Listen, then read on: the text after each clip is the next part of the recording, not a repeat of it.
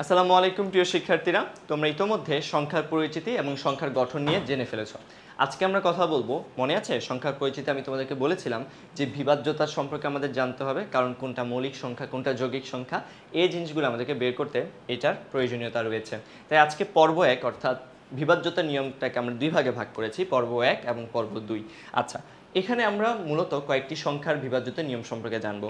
তার আগে তোমরা হয়তো বা অনেকেই জানো যে তোমাদেরকে গত একটি কোশ্চেন আমি কোশ্চেন করেছিলাম যে আসলে এই কোশ্চেনটি আনসার কী হবে। অনেকেই কমেন্ট করেছো, তোমাদের কারেক্ট আনসারটি হবে সি, অর্থাৎ 100z plus 10y plus x. অর্থাৎ কেন দেখো তো, তুমি যদি এক্সকে 1 দিয়ে মাল্টিপ্লাই করো কত হবে এক্স, ওয়াইকে 10 দিয়ে মাল্টিপ্লাই কেন বলতো, দশক স্থানীয় অঙ্ক, দ্যাটস ওয়াই 10y।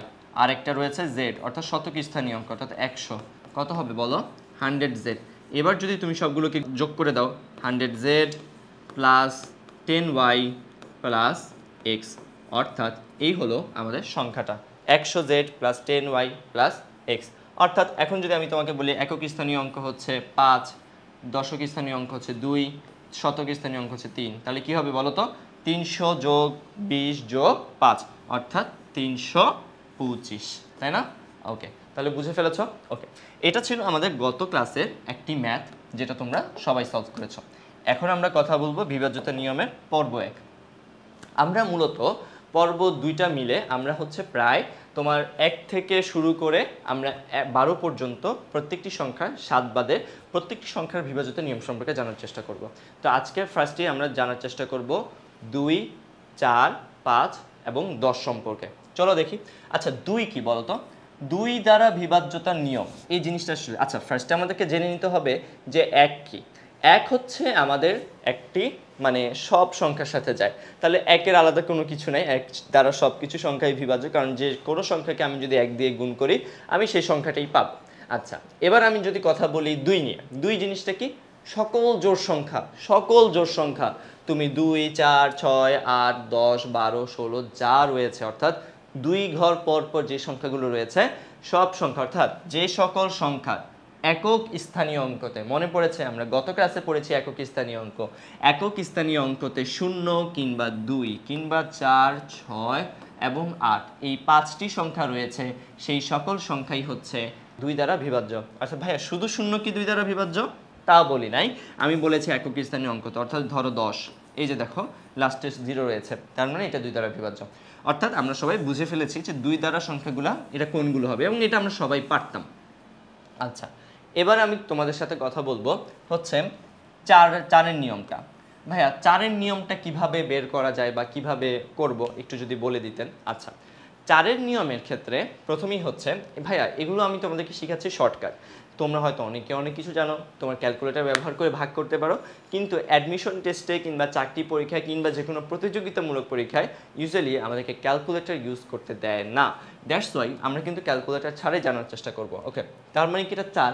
আচ্ছা, 4-এর নিয়মটা হচ্ছে যত বড় সংখ্যা হোক, যত বড় সংখ্যা তুমি যদি দেখো, আমি লিখলাম ধরো 2, 1, 5, 7, 3, আমি আন্দাজে লিখলাম, তাই না? অনেক বড় সংখ্যা, 3, 4, ধরো 8, যত বড়ই সংখ্যা হোক না কেন, যত বড় সংখ্যা হোক, শুধুমাত্র তার শেষ 2 ডিজিট অর্থাৎ এই লাস্টের একক এবং দশক, একক দশক স্থানীয় অঙ্ক মিলে যে সংখ্যাটি হয়, যদি সেই সংখ্যাটি 4 দ্বারা বিভাজ্য হয় তাহলে পুরো সংখ্যাটাই 4 দ্বারা বিভাজ্য। কথাটা মনোযোগ দিয়ে শুনতে হবে। যত বড়ই সংখ্যা হোক, সেই সংখ্যার যদি একক এবং দশক স্থানীয় অঙ্ক মিলে যে সংখ্যাটি হবে, আচ্ছা দেখো এই সংখ্যাটা কত বড় সংখ্যা, একক, দশক, শতক, সহস্র, অযুত, লক্ষ, নিযুত, 21,57,348, শুধু এটা বাদ দিয়ে দিতে হবে, শুধু আমি দেখব 48। আমি যদি এখন এটাকে 4 দিয়ে ভাগ করতে যাই আমার অনেক সময় লাগবে না, যদি ক্যালকুলেটর যেহেতু থাকবে না, সো অনেক সময় লাগবে। সো যেহেতু ক্যালকুলেটর ইউজ করতে পারছি না, তাই আমরা সহজে দেখব লাস্টের 2 ডিজিট দিয়ে সংখ্যাটা কি 4 দ্বারা বিভাজ্য। দেখো তো 48 4 দ্বারা বিভাজ্য, অবভিয়াসলি 4 দ্বারা বিভাজ্য। তাহলে আমরা বলতে পারি যে পুরো সংখ্যাটাই হচ্ছে 4 দ্বারা বিভাজ্য। ওকে, তাহলে লাস্টের 2 ডিজিট দিয়ে যদি সংখ্যাটা হবে সেটা যদি 4 দ্বারা বিভাজ্য হয় তাহলে পুরো সংখ্যাটা 4 দ্বারা বিভাজ্য। সেম জিনিস আমরা একটু একই নিয়মে বলতে পারি 8-এর ক্ষেত্রে। কি নিয়ম বলো তো? 8। ভাইয়া 8-এর রুলটা কি? 8-এর রুলটা হচ্ছে 4-এর যেমন আমরা শিখলাম লাস্টের 2 ডিজিট নিয়ে, 8-এর ক্ষেত্রে হচ্ছে লাস্টের 3 ডিজিট, অর্থাৎ 3 4 8, অর্থাৎ আমি এখন কাউন্ট করব 8-এর জন্য 3 4 8, এই সংখ্যাটি কি 8 দ্বারা বিভাজ্য, অর্থাৎ 348। আমি দেখতে পাচ্ছি যদি আমি এটাকে 8 দিয়ে ভাগ করি যে 8 4 32, 32 না, আমি 2 আর 8, আর তারপর হচ্ছে 8 3 24, নিচে থাকে 4। দেখো ভাগশেষ থেকে যায়। তাহলে ভাগশেষ যেহেতু থাকে তার মানে কি আমাদের অবশ্যই আমরা এইটা দিয়ে কোনো কিছুই কিন্তু করতে পারবো না, অর্থাৎ এটা কিন্তু নিঃশেষে বিভাজিত হচ্ছে না। আমরা জানি যদি আমাদের ভাগশেষ 0 হয় তাহলে হচ্ছে ওই সংখ্যাটি দ্বারা বিভাজ্য হয়। তাহলে এখানে যেহেতু 4 আছে, সংখ্যাটি বিভাজিত হয়নি, তার মানে আমাদের এই সংখ্যাটি অর্থাৎ পুরো এই সংখ্যাটি যেহেতু লাস্টে 3 ডিজিট নিয়ে যে অঙ্কটি হয়েছে সেটা নিয়ে যদি আমি কথা বলি, তাহলে সেই সংখ্যাটি হচ্ছে তোমার 8 দ্বারা বিভাজ্য নয়। কেন ভাইয়া নয় কেন? কারণ হচ্ছে আমি খুব ইজিলি দেখতে পাচ্ছি যে এটা লাস্টের 3 ডিজিট নিয়ে যে সংখ্যাটি হয়েছে সেটা 8 দ্বারা বিভাজ্য নয়। তাহলে খুব ইজিলি কিন্তু আমরা এইভাবে বের করে ফেলতে পারি। অনেক বড় বড় সংখ্যার ম্যাথ 4 দ্বারা নাকি 8 দ্বারা কোনটা দ্বারা বিভাজ্য সেটা জানতে হবে। আর তোমরা তো সবাই জানো জোড় সংখ্যা কি বিজোড় সংখ্যা কি, অর্থাৎ একক স্থানীয় অঙ্কতে যদি 2 4 6 8 0 এই সংখ্যাগুলো থাকে তাহলে হচ্ছে সেটা কি জোড় সংখ্যা। এখন 8 আছে তার মানে জোড় সংখ্যা। তাহলে আমার সম্ভাবনা একটা আছে যে এটা 4 দ্বারা বিভাজ্য হতে পারে, 2 দ্বারা হতে পারে, 8 দ্বারা হতে পারে। কিন্তু যদি সংখ্যাটা এখানে 8-এর জায়গায় আমি বসাতাম 1, কথার কথা, তাহলে এটা তো একটা ফার্স্টে একটা বিজোড় সংখ্যা হয়ে যেত, তাহলে কিন্তু আমার আর চেক করা লাগতো না। তাহলে এভাবে কিন্তু আমি পরীক্ষার হলে আমার সময়কে সাশ্রয় করতে পারি, তাই না?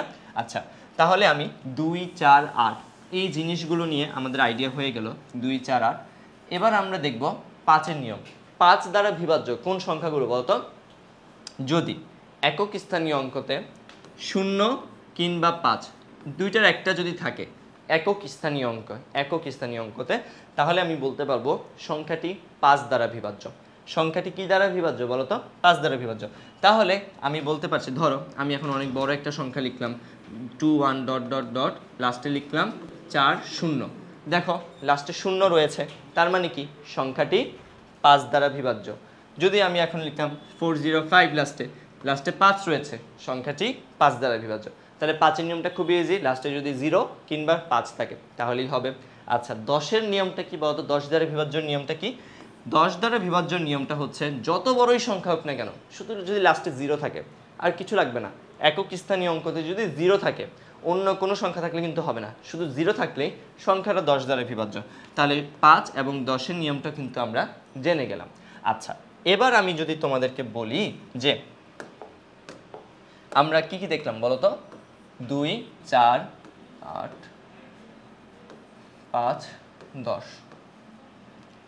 ওকে, তাহলে আমরা অলরেডি দেখলাম যে 2 4 8 5 10 আমরা এই 5টা সংখ্যা কিভাবে বিভাজ্য করা যায় তা জানলাম। তাহলে এখন আমরা পরবর্তী ক্লাসে দেখার চেষ্টা করব যে যা যা বাকি পড়েছে 3 6 9 11 এবং 12 এই সংখ্যাগুলো নিয়ে, অর্থাৎ বাকি 5টি সংখ্যা নিয়ে আমরা তখন আলোচনা করব। আচ্ছা, সো আমরা কিন্তু জানি আমাদের অ্যাডমিশন টেস্টে তুমি বিউপিতে এক্সাম দাও কিংবা রাজশাহী বিশ্ববিদ্যালয়, জাহাঙ্গীরনগর বিশ্ববিদ্যালয় কিংবা যে কোনো বিশ্ববিদ্যালয়ে এক্সাম দাও না কেন, যেখানে ম্যাথ আসে, এই জিনিসগুলো কিন্তু ইম্পর্টেন্ট। সো এই জিনিসগুলো আমাদের কনসেপ্টকে পুরোপুরি কিন্তু ক্লিয়ার করে ফেলতে হবে।